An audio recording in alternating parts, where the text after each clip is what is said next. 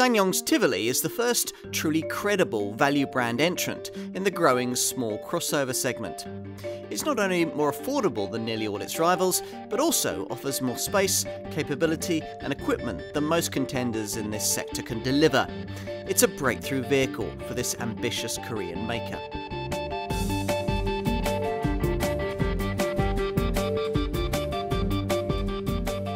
Let me start with a question. What is a small crossover? Something like this SsangYong Tivoli. It's a variation on a Super Mini, right? More versatile, trendier and more SUV-like, but still essentially a Super Mini in almost every way other than one: price. These kinds of cars were relatively affordable when we first saw them, but a decently specified example of one of the more recent new arrivals in this segment could easily end up costing the best part of £20,000. If you're shopping for something from the Duke genre and you think that's too much for a compact little car, even a very fashionable one, then the Tivoli is a contender we think deserves your attention. Launched in the spring of 2015, it aims to bring something different to this fast-growing segment. If you're a potential buyer of a model of this kind, the fact that you're even viewing this makes you one of the smarter browsers in the sector. Most customers in the small crossover class, after all, haven't taken the trouble to look beyond cars like the Nissan Duke and models from the mainstream makers. SsangYong reckoned that these people are missing a trick, and over the next few minutes, we'll be finding out if they're right. On paper, the prospects look promising. Unlike many previous SsangYongs and the other affordable brand model in this segment, Dacia's Duster, the Tivoli doesn't just sell on price and equipment. On the contrary, in terms of technology and design, efficiency and dynamics, it claims to be right on the pace in its sector. Most would even see it as quite stylish. If SsangYong really has combined all of this in a better equipped, more affordable small crossover package, it'll have a strong contender on its hands. Is that what's on offer here? Let's find out.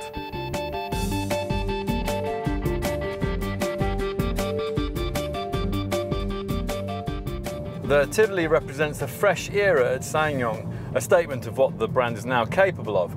Nothing here then has been done by halves. You might have expected a more compact version of the brand's slightly larger Corando small SUV, with carryover engines and a shortened version of a borrowed chassis. Instead, what you get is a car in which everything has been created from scratch. Platform, suspension, engines, the lot. Take the 1.6 litre petrol engine I'm trying here. It's got a bit more power than you normally expect to find in a car of this class, 128 PS, to compensate for the fact that it lacks the turbocharged boost that many rivals offer. If you don't stress this power plant, then it's very acceptably refined. If you do, then the competitive performance on offer sees 62 miles an hour reached in 12 seconds en route to 106 miles an hour. This particular car mates this unit to a 6-speed automatic gearbox, the same sporty ASIN transmission that Mini uses, which shifts the cogs quick enough to shave a second from that initial sprint time. The other power plant on offer is a diesel, also 1.6 litres in size, with slightly less power, 115 PS, but with nearly twice as much torque. The 300 Nm figure explains why a diesel Tivoli can lug along 1,500 kilos of brake trailer towing weight. That's 500 kilos more than the petrol version can offer, and nearly double the weight that a direct rival like a diesel-powered Renault Captur would be able to tow. SsangYong simply can't resist making its vehicles tough, muscular and ready for testing terrain. Of course, the reality is that this Tivoli will spend most of its life taking on the urban jungle rather than the Serengeti, an environment in which, predictably, it feels quite at home, though sharper potholes and speed humps will certainly be felt. The auto gearbox that we're trying here is obviously well suited for the city and smoother than the rather jerky belt-driven CVT auto setup you'd find in an automatic Nissan Duke. Move through the cogs though and you'll find long ratios chosen for economy rather than speed. Venture beyond the city limits and you'll find that though this isn't one of the sportier small crossovers you could choose, body control is decent and the steering consistent, if a little light. Fortunately, you can weight it up by playing with the smart steering system that SsangYong has decided all models should have. A setup that delivers 3 self-explanatory modes: normal, comfort and sport. One optimally weighted setup would have been preferable for us, but at least the adjustability adds an extra element to the driving experience. Like the variable instrument colour schemes you get on this top model, it's a bit of fun, which is what a car like this should be all about. What you might not expect a small crossover to be, though, is in any way really capable when conditions or the terrain get nasty. This one, though, might surprise you. Indeed, a key reason why you might consider this Tivoli is down to the fact that it's one of the only small crossovers you can buy that doesn't cost ridiculous money in 4-wheel drive, guys. The torque on demand system in question isn't quite as sophisticated a setup as you'll find in some of the brand's bigger models, but it'll be quite sufficient for the needs of Tivoli owners who might live in remote areas or perhaps need to tow small boats and caravans. The system only drives the front wheels most of the time, adding in rear wheel traction only when sensors detect a potential loss of grip. Unlike some of its rivals, this particular setup also has a lock mode, selectable should you be on very loose or slippery surfaces, or find yourself with this SsangYong somewhere where you really shouldn't have ventured in the first place. Here, drive is allocated equally between front and rear wheels to give you the very best possible chance of extricating yourself.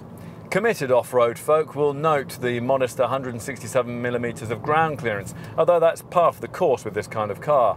Hill start assist will help get you going up steep slopes with an approach angle of up to 20.8 degrees. Plus there's a 28-degree departure angle and an 18.7-degree ramp angle.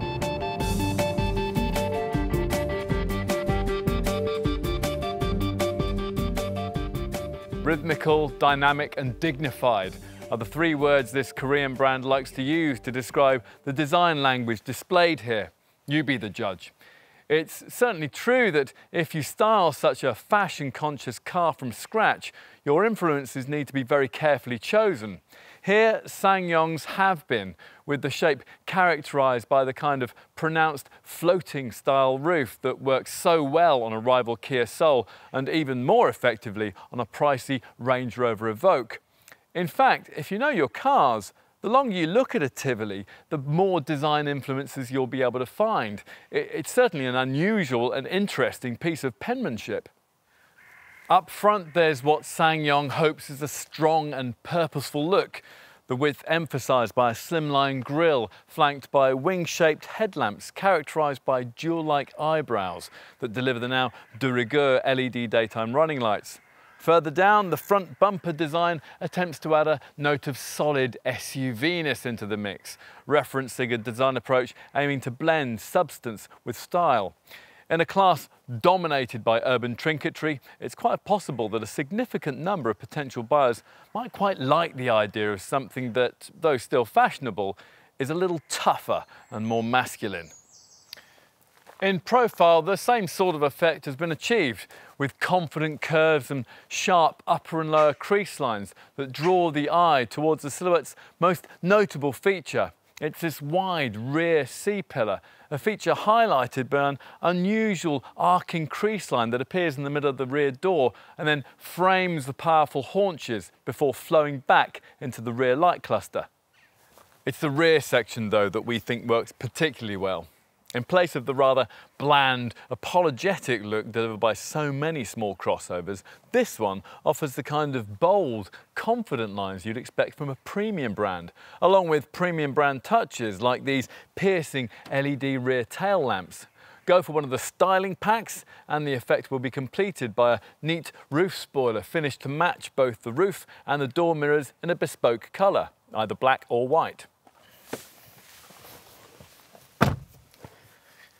Time to take a seat at the wheel. This cabin is a lot nicer than the kind of thing you'd expect to find in a small, affordable crossover, especially if you opt for one of the mid or high spec trim levels that SsangYong reckons nearly all potential buyers are going to want. You can see why. In place of the plastic steering wheel and the orange screen stereo of the entry-level variant, you get the luxury of full leather trim and a stitched covering for the flat-bottomed wheel. In addition, there's a centre dash dominated by an informative 7-inch colour touchscreen via which you access the usual stereo, phone and informational functions, plus the TomTom sat-nav system that's standard on this top ELX model. The fascia's soft touch plastics are nice to the touch, the silver and shiny black plastic inserts are quite well done, and the switchgear feels solid and well conceived. True, there are lower quality plastics further down if you look for them, but that's the case in almost any car from this category. Overall, you would have to say that it's a vast step forward from anything this Korean brand has previously delivered. Special mention needs to go to the exceptionally supportive seats, which apparently have won awards back in Korea. Note to other budget brands, simply covering a seat with leather trim doesn't automatically make it comfortable. More extrovert types can even get these chairs trimmed in bright red leather, with bright red trimming to match on the dashboard, on the doors, on the steering wheel and on the top of the instrument binnacle. Getting comfortable is easy thanks to the range of adjustment available both from the seat and the 3-spoke multifunction steering wheel, through which you view a set of clearly presented, deeply cowled dials. On this top variant, you can even change the background colour of the instruments through 6 different shades depending on your mood: red, blue, sky blue, yellow, white and black. Another nice touch is the memory feature on the dual zone air conditioning that remembers your favourite settings.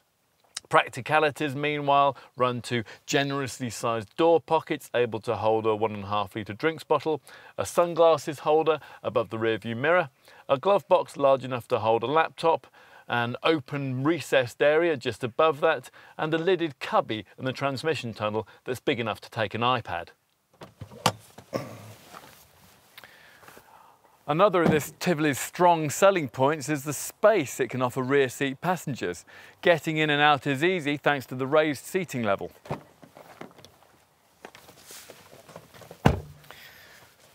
And once inside, you find there's certainly a lot more room back here than you'd expect from a car less than 4.2 metres long and under 1.6 metres high.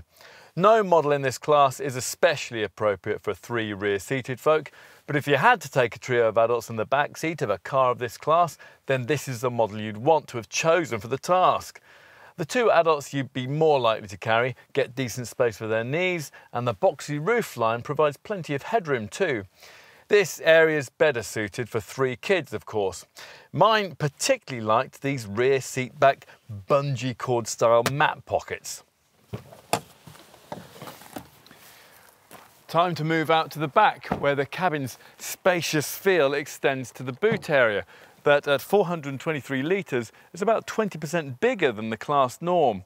Negotiate the rather high loading lip and you'll find a square, practical space that's big enough to swallow 3 fully sized golf club bags.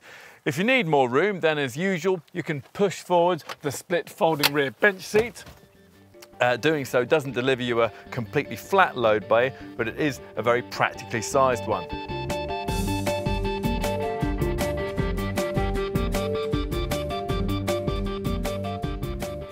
At first glance, the Tivoli looks reasonably priced, but not exceptionally inexpensive, pitched into the kind of £13,000 to £20,000 budget that most people assign for a small crossover model of this sort.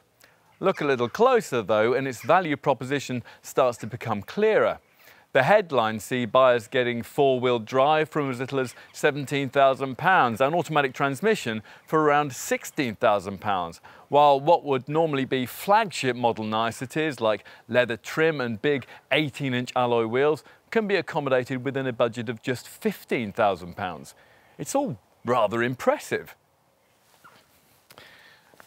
We'll get to the way that most rivals struggle to match that value proposition in a moment, but first a few basics on the refreshingly straightforward Tivoli range. You choose between 2 1.6 litre engines, either a petrol or a diesel, and select from 3 plumply specified trim levels: SE, EX and this top ELX model. Avoid entry-level trim and you can look at adding automatic transmission or 4-wheel drive to your car. The auto box costs another £1,000, while 4x4 traction, which comes only with the diesel engine, adds another £1,250 to the price. On to the value proposition that kind of pricing represents in comparison to other models in the small crossover segment. Let's start with the segment leader, Nissan's Juke. Base petrol and diesel versions of which would respectively cost you around £1,000 or around £1,800 more. And with that Nissan, you'd be getting a car with significantly less boot space, equipment and engine pulling power. Renault's Captur, the other strong seller in the sector, also inflicts you with higher pricing and restricts you to smaller engines.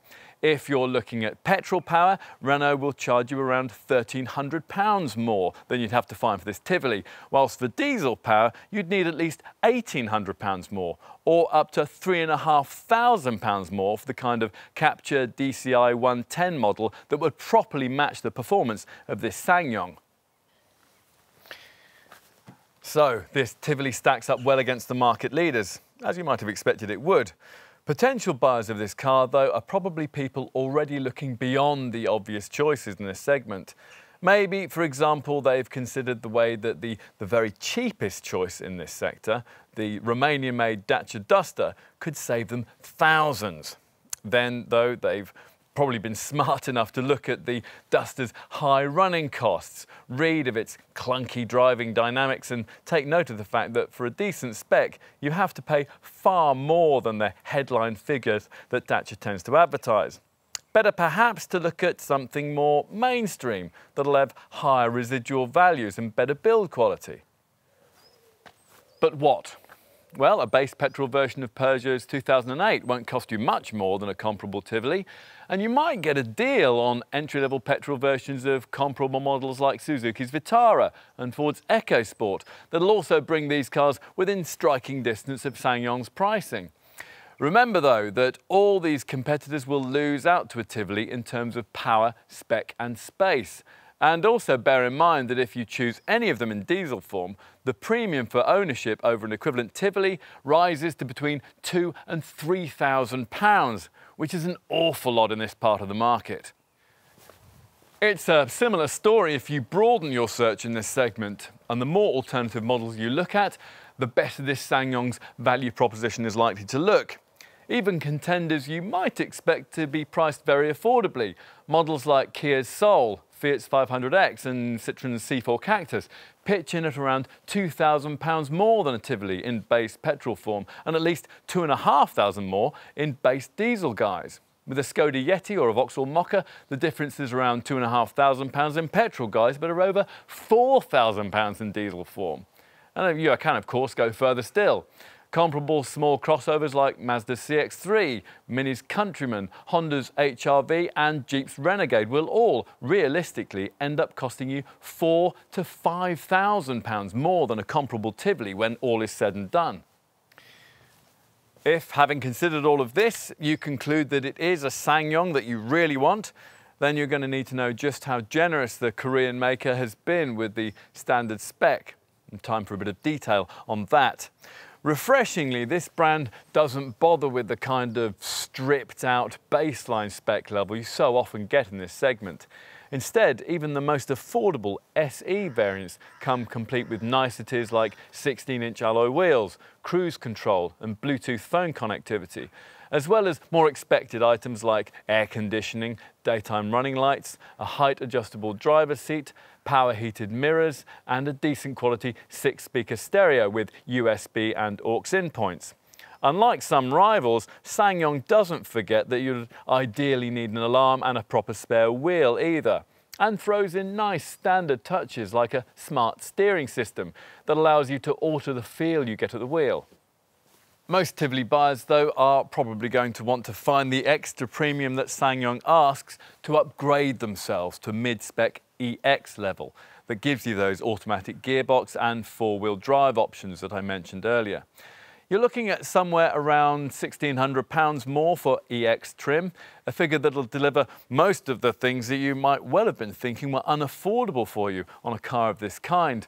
Niceties like leather trim, heated front seats, smart 18-inch alloy wheels, dual zone climate control and front fog lamps. This is also the level you'll need to get the 7-inch information touchscreen that really upgrades the dash and includes a rear view camera. Plus, EX buyers also get the luggage load cover that, rather surprisingly, is omitted from entry-level models. With this test car, we've opted to go even further and specify top-of-the-line ELX trim. Yes, it demands a £3,000 premium over base SE spec, but in return, you get almost everything you could think might be specified in a car of this kind. That means things like satellite navigation, keyless starting, front and rear parking sensors, privacy glass, a rear spoiler, auto headlamps and wipers, lovely diamond-cut alloy wheels, and even a smart instrument cluster that can change in colour to suit your mood. ELX trim is also the spec you'll need to get the option of a trendy interior red leather pack, or the chance to choose one of the black or white styling packs that allow you to personalise the wheels, the roof and the spoiler of your car for a bit of extra standout car park cred. Other options across the range are mainly limited to things like metallic paint, carpet mats and, of course, a tow bar. On to safety, another area in which this Tivoli is more than class competitive. True, there are none of the really fancy electronic features that pricier models in this segment are starting to offer, but there's a tough structure, over 70% of which is made from high-strength steel, and bolted into it is everything you really need, fitted as standard on all models. So you get twin front, side and curtain airbags, plus a driver's knee bag, ISOFIX child seat fastenings and a tyre pressure monitoring system. There's also hill start assist, ESP stability control, ARP active rollover protection and 4-channel anti-lock brakes with HBA hydraulic brake assist to aid in emergency stops, advertised to following motorists by automatically activating hazard warning flashes.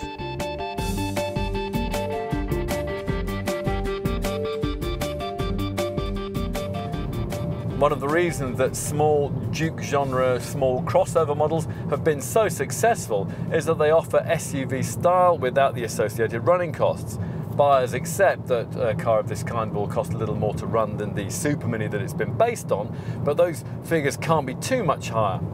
On that basis, this Tivoli fits the bill. Its running cost returns aren't in any way class leading, but they're reasonably class competitive. The 1.6-litre diesel variant will obviously be your choice if you particularly prioritise low running costs. It manages 65.7 miles per gallon on the combined cycle and puts out 113 grams per kilometre of CO2 with manual transmission, or delivers 51.4 miles per gallon and 146 grams per kilometre in automatic form. Go for the 4x4 version and you're looking at 60.1 miles per gallon and 123 grams per kilometre in manual form, or 47.9 miles per gallon and 156 grams per kilometre as an automatic. Even with the 1.6-litre petrol version I'm trying here though, 44.1 miles per gallon is possible on the combined cycle, along with 149 grams per kilometre of CO2. Bear in mind though that with automatic transmission these figures fall to 39.2 miles per gallon and 167 grams per kilometre. If you were looking at saving money in this sector and buying something like a Dacia Duster, you'll find these returns to be a massive improvement. They even compare pretty well to the readings of more obvious rivals once you take into account that this Tivoli offers more power than you'd expect to get in a car of this kind. Rather surprisingly, its residual value should also be better than most contenders in this sector can offer. Independent experts CAP are predicting that after the usual 3-year, 60,000 mile ownership period, this car should still be worth over 45% of what you paid for it. A very good figure by the standards of the class. What else? Well, insurance is rated at Group 19 and service intervals are every year or 12,500 miles. Perhaps the best bit though is the peace of mind that comes as standard with this car thanks to the Korean brand's impressively complete 5-year limitless mileage warranty. Limitless meaning the lack of the kind of irritating maximum mileage condition that many other brands impose in their small print. As you'd expect, the SsangYong cover deals with all the major mechanical components, including wheel bearings, suspension joints and bushes, steering joints, shock absorbers, and even the audio system. Wearable components such as clutch discs and brake friction materials that could have their life reduced by poor driving are covered for 1 year or 12,000 miles, while the battery and the paintwork are covered for 3 years. Not that you're likely to need that limitless cover. SsangYong has subjected this Tivoli to as stringent a development program as any of its bigger, tougher SUVs would have to undergo. That's seen it tested from temperatures as low as -42 degrees in winter to desert heat at over 50 degrees, with brake testing in mountain altitudes of up to 4,000 meters. It's hard to imagine many other small, fashionable crossovers surviving a regime like that for too long.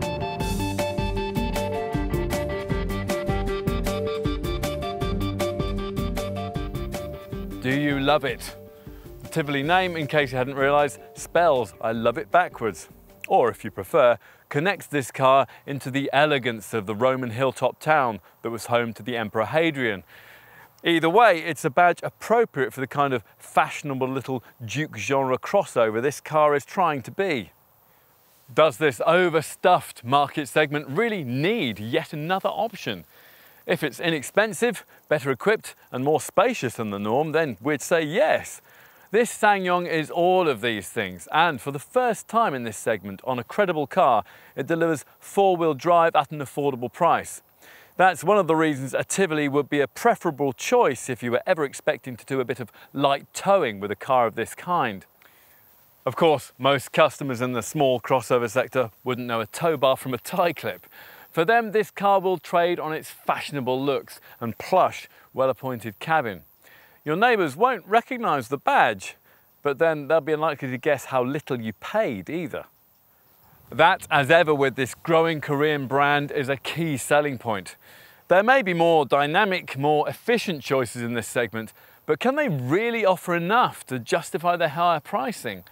Are the products in question really that much better than this one?